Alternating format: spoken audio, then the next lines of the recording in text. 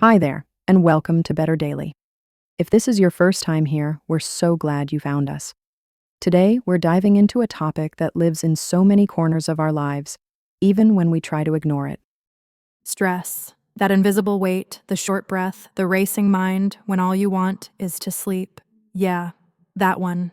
We're not here to give a quick fix or five-step plan, but we do want to explore together what stress really is, where it hides, and how we can soften its grip.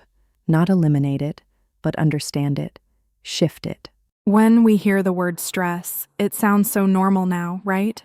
Everyone says it. I'm stressed. This week is stressful. Work is just nonstop. It's become background noise.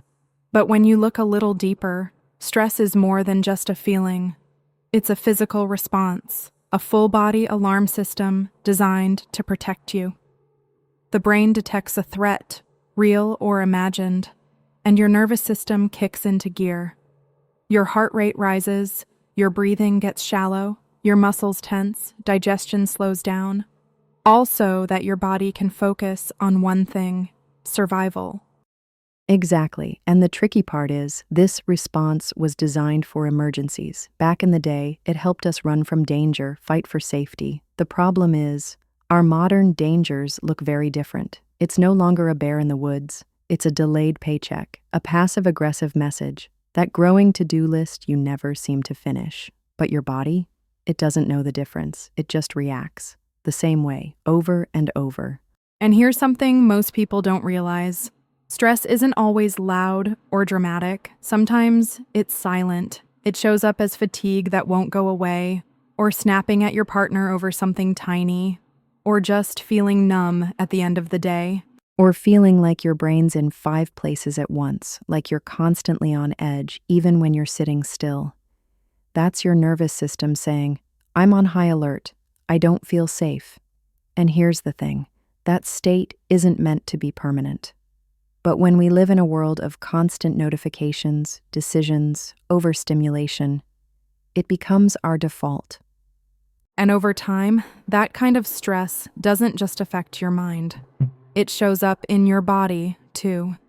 In your digestion, your sleep, your hormones, even your immune system, which is why we can't just brush it off as just stress. Exactly. It's not weakness. It's not being dramatic. It's a very real, very human response to overload. And that's why understanding it, naming it, is already a step forward. Because when you know how stress works, it starts to lose some of its power over you. You start to realize it's not that something is wrong with you. It's that your system's been in overdrive for too long. So, if we now understand what stress is, the next question is, where does it actually come from? And yeah, we know the obvious stuff.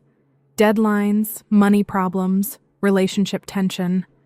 But let's talk about the quiet stressors, the ones that don't scream, but slowly wear you down. Exactly. One of the biggest ones? Constant decision-making. What to wear, what to eat, what email to answer first, whether to text back, whether you're doing enough today. It's like micro-decisions all day long. And our brain? It's not built for that kind of nonstop input. Even something simple like choosing between 4 types of almond milk can tip the scale if your mental load is already full. Right. And speaking of mental load, let's not skip over emotional labor. Keeping track of other people's feelings, being the strong one, anticipating everyone's needs before they even say anything. It's invisible, but it's heavy. And it's especially common among women. You're smiling, nodding, helping, caring. But inside, your body is carrying this quiet, alert signal. Don't mess up. Don't forget. Stay in control. And that ties into another sneaky source of stress: perfectionism. The belief that we always need to be better, more productive, more polished, more together. Even rest becomes something we feel guilty about. Yes, like if you're not doing something useful, then you're wasting time, and that thought is a form of inner pressure. Sometimes we don't even realize that our stress isn't coming from the outside, but from our own expectations. That hit deep. And you know what else? Digital noise, the endless scrolling, comparing, checking, replying, consuming. It feels passive, but it's mentally draining. Totally. Every notification is like a tiny jolt. Even if you ignore it, your nervous system still reacts. That little buzz, it's saying, you're needed, you're behind, you're missing out. And when you stack all of that, decisions, emotions, pressure, noise, on top of each other, no wonder so many of us wake up tired. Because stress doesn't always start big, it starts small, but repeated daily, unprocessed, it builds up. So we've talked about what stress is and where it quietly hides in our day-to-day. But here's the part that often gets overlooked. Stress doesn't just stay in your thoughts. It lives in your body. It settles in your muscles, your breathing, your skin, your gut. Yeah, even when you think you're handling things pretty well, your body might be saying otherwise. Like, have you ever noticed how your shoulders are up near your ears at the end of the day? Or how your jaw feels tight and clenched without you realizing? Oh, totally. Or that ache in your lower back, the tension behind your eyes, the shallow breath that barely makes it past your chest. Those aren't random. They're signals. They're how the body whispers, hey, something's off. The body keeps score, and it remembers what the mind tries to push away. When stress builds up without release, the body starts holding on to it through muscle tension, inflammation, sleep disruption. And digestion, that's a huge one. The gut is so sensitive to stress because when your nervous system feels unsafe, your body basically says, digesting food, not important right now. We're in survival mode.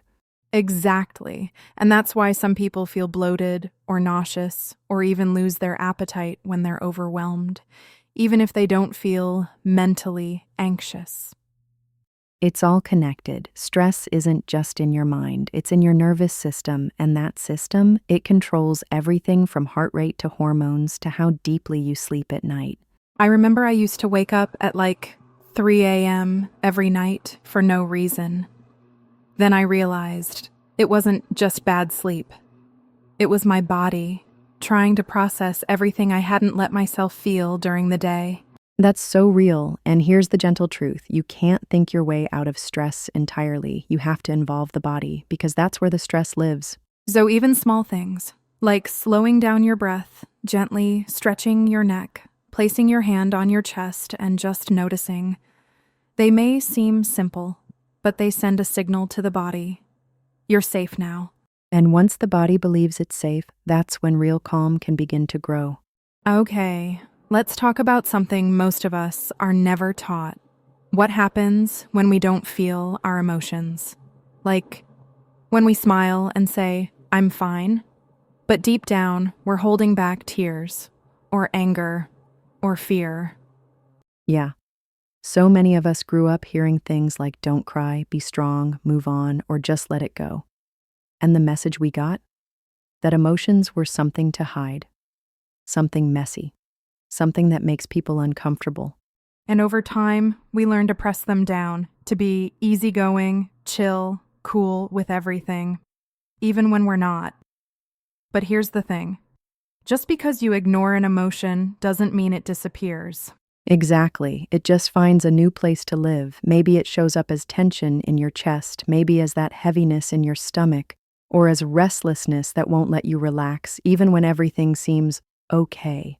Or as overthinking, replaying a moment from 3 weeks ago while brushing your teeth, wondering if you said the wrong thing, rehearsing conversations in your head that will never happen. Yes, unfelt emotions don't vanish. They linger. And when we don't make space for them, they build up like steam inside a closed jar. Eventually, it either explodes or leaks out in ways we don't expect. Like snapping at someone we love, or suddenly crying over something small, or just feeling numb, like we can't connect to anything anymore. And here's the truth. Feeling emotions doesn't make us weak. It makes us honest. It makes us human. And it's not about dramatizing them or spiraling into them. It's about acknowledging them, letting yourself say, I feel sad right now, or that moment hurt more than I admitted.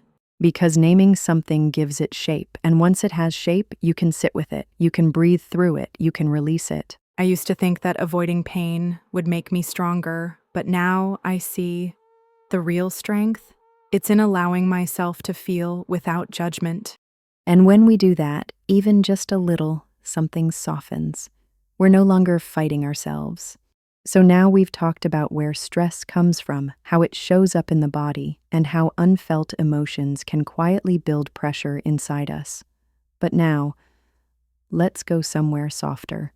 Yeah, let's talk about the ways we can come back to ourselves, not in a fix your life kind of way, but in the small, quiet ways that help us feel a little more okay, even for just a moment. And I think it starts with something really simple: permission. Permission to pause, to not be productive, to be tired, to say, I don't know, to take 10 minutes and not explain why. That's huge, because stress often grows in the gap between what we feel and what we allow. So when we give ourselves permission to rest, to feel, to just be, the nervous system starts to feel safer. And safety isn't always about big things. Sometimes it's about rituals, tiny, grounding things that remind you you're here and you're allowed to take up space. For me, that's morning light. No phone, just hands around a warm cup of tea. That's my signal. Today starts slowly. I get to choose my pace. For me, it's movement, but not like a workout, just putting on music and letting my body move without structure. Stretching, swaying, even dancing a little if no one's watching. It gets me out of my head and back into my body. And it doesn't have to be anything fancy, even just placing your hand on your chest, noticing your breath, letting the exhale be a second longer. That's a message that says, we're safe now. Another gentle way, space from noise, not forever, not in isolation, just stepping away from input, like putting your phone in another room, or choosing silence instead of a podcast, or sitting outside without trying to use the time for something. And then there's one more thing: connection, not the kind that demands energy, but the kind that feels like a soft place to land. Texting a friend just to say, thinking of you. Letting someone hug you a second longer, or just sitting next to someone you trust, saying nothing at all. That's what brings us back, not fixing, not pushing, not forcing, but softening, coming back through the body, through breath, through kindness. And the beautiful thing, these gentle things don't demand that you're already calm or already healed. They meet you where you are, even if that place is messy or tired or overwhelmed. So, if you're listening right now, maybe just take a second, breathe, loosen your jaw, unclench your shoulders. You're already doing enough. You're already showing up. We hope today's episode gave you something to hold on to, or maybe something to let go of. If any part of this conversation made you pause, breathe, or feel seen, we're so grateful you were here. You're not alone. Stress doesn't define you, and even the smallest moments of gentleness count. If this podcast brought you any peace, we'd love if you hit that subscribe button so we can keep growing this space together. You can also tap the little bell icon so you'll know when the next episode drops. We've got some really beautiful topics coming soon. And if you feel like it, leave a comment. Let us know which part spoke to you or what helps you come back to yourself. Thanks for spending this time with us. We're BetterDaily, and we'll see you in the next one.